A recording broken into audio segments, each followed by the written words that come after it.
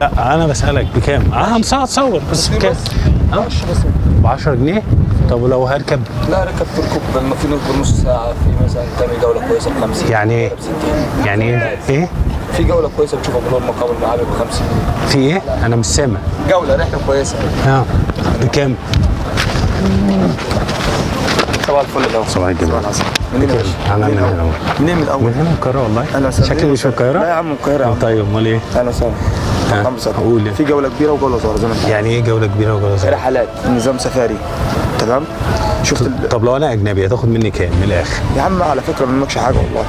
لا بجد لو انا اجنبي هتاخد كام؟ فرق بسيط برضه، بتبقى برضه زي سعر عادي. زي يعني ايه؟ زي ما الحكومه عامله تسعيره ب 50 جنيه نص ساعه اللي هي رحله كويسه. اللي الحكومه هي اللي عامله تسعيرها؟ تيشيرت الساعه ان شاء الله 50 جنيه نص ساعه؟ الساعه ب 100 جنيه الا نص ساعه ب 50 جنيه. طب وانا باخده وامشي لوحدي ولا انت معايا؟ لا لازم اللي هو الدرايفر بيبقى معاك، اللي هو الراجل اللي عايز تمشي انت لوحدك بتاخده تتمشى لوحدك بيه بس.